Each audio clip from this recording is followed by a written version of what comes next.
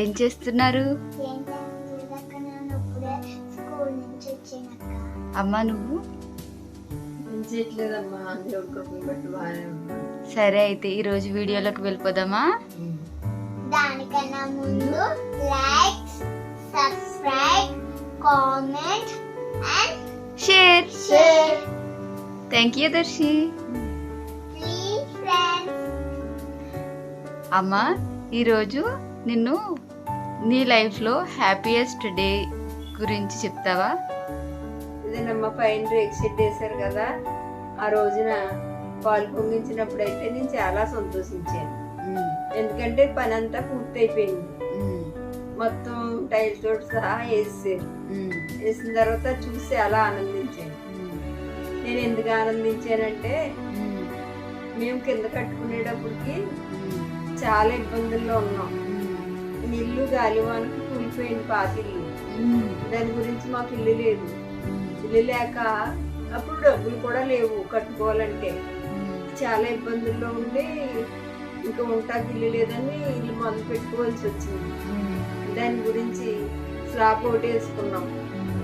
కొంచెం కొంచెం గోడలు వేసినాయి కానీ పూర్తిగా అవ్వలేదమ్మా. అలాగే బెడ్లలో చిన్నపిల్లలతోటి బెడ్లలోకి వచ్చేసాం. వచ్చిన తర్వాత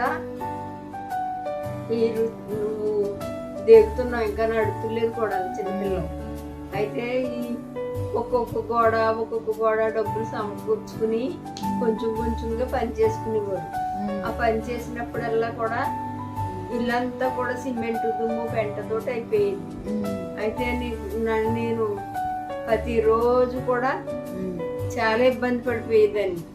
మళ్ళీ అదంతా పనులు వెళ్ళిపోయిన తర్వాత శుభ్రం చేసుకుని మళ్ళీ కడుక్కుని మళ్ళీ వంట చేసుకుని మళ్ళీ మీకు శుభ్రంగా ఉండాలి కదని తడిగుడ్లన్నీ పెట్టుకుని అలా చేసుకునేదాన్ని. చాలా కష్టపడ్డాము కింద ఇంటికి. అలాగా చానాళ్ళు కొంచెం కొంచెం డబ్బు సమకూర్చుకోవడం, కొంచెం పని చేసుకోవడం, కొంచెం సమకూర్చుకోవడం, కొంచెం పని చేసుకోవడం, అలాగే చానాళ్ళు జరిగిందమ్మా.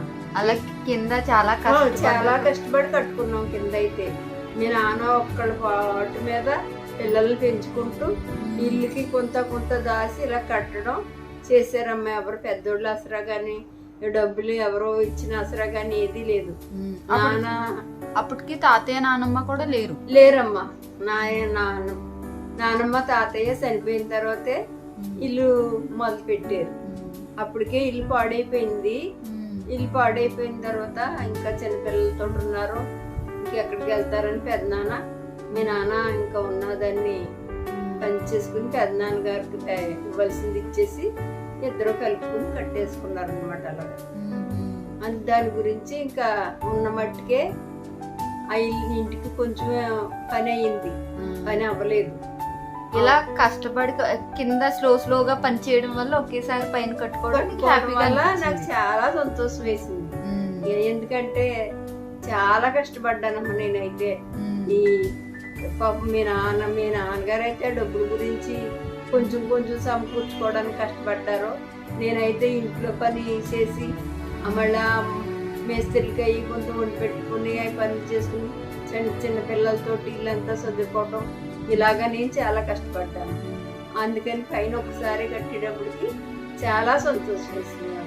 నా జీవితంలో సంతోషం ఏదన్నా ఉందంటే మొదటి సంతోషం అదే. నేను పైన గృహ ప్రవేశం అక్కడ పైకి వెళ్ళేటప్పటికి అప్పట్లో మంచి వాతావరణం చాలా బాగుండేది. 2 రూములతోటి అక్కడ అనుకోలేదు. ఒక నిజంగా మరి వేరే ఏరియాకి వెళ్ళినట్టుగా అనిపించింది మాకు. చాలా బాగుండేదమ్మా. సరే అమ్మా, అయితే ఇంకోటి నీ లైఫ్లో బాగా సాడెస్ట్ డే అంటే ఏం చెప్తావు? బాగోలేని డే అని ఏదైనా ఉందంటే అమ్మమ్మ చనిపోయిన రోజే నా జీవితంలో లైఫ్ చాలా కోల్పోయినమ్మా. ఇంకా నాకు లైఫ్ లేదనుకున్నాను.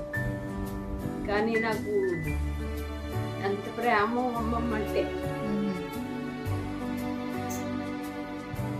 చిన్నప్పుడే తండ్రిని కోల్పోయింది. తల్లి ప్రేమతోటే పెరిగాము. తల్లి చనిపోయిందని ఇక్కడ బాగాలేదు, సీరియస్ గా ఉందని ఇక్కడ కౌరు రాగానే చాలా నేనైతే అయితే గుండె పగిలిపోయింది, నాకు బాగాలేదమ్మా. ఉమ్, అందరూ పెద్దమ్మ పెద్దనాన్న అందరూ కలిపి తీసుకెళ్ళగానే అమ్మమ్మని చూసేటప్పటికి ఉమ్, ఇంకా నాకు ఇంకా నేను కోలుకుంటానా జీవితంలో అన్నంత ఉమ్, దెబ్బ తిన్నాను, ఎదురు దెబ్బ. ఉమ్, అది నేను చాలా కోలుకోలేకపోయాను. ఉమ్, కాలమే గాయాన్ని మారుతుంది అన్నట్టు దేవుడి కృపను బట్టి మరి ఆయనే నాకు మరలా కొంచెం మర్చిపోయి మరలా తిరిగిలాగా సహాయం చేశారు. ఉమ్, ఇంకొక ఏదో ఎదురు దెబ్బ ఉన్నదంటే నా జీవితానికి మొత్తం నా జీవితాన్ని ముక్కలు చేసిన ఎదురు దెబ్బ ఏదైనా ఉందంటే నేను పడిపోవడమేనమ్మా. ఉమ్, నేను దొడ్డేపిన మెట్లు మంచి దిగుతా పడిపోయాను. ఉమ్, పడిపోతే పాదం దగ్గర ఏళ్ళు, పాదంలో చిట్లి. ఉమ్, ఆ చిన్నదే అని అనుకున్నాను అప్పట్లో, ఉమ్, కానీ నా జీవితాన్ని తినేసిందమ్మా. 2 సార్లు సిమెంట్ పాత పోంచుకున్నాను, చాలా బాధపడ్డాను కానీ అది తగ్గలేదు. దానివల్ల చాలా బాధపడ్డాను, కానీ అది నన్ను సంవత్సరాలే తినేసింది. దానివల్ల నేను చాలా నరకలేసాను. అప్పటి నుంచి నా ఆరోగ్యం అయితే మొత్తం క్షీణించిపోయింది. నాకు అదే ఎదురు దెబ్బ ఫస్ట్. అంతకుముందు మందేంటో బిళ్ళేంటో నేను అసలు ఏమీ ఎరగను. ఎంత పనైనా చేసేసుకునే దాన్ని, ఎంత దూరమైనా వెళ్ళిపోయేదాన్ని. నాకు ఏదైనా ఉందంటే ప్రమాదకరమైంది నాకు కాలేనమ్మా. దాని ద్వారానే నేను ఈ రోజున ఇలా అయిపోయినేమో అనుకుంటాను.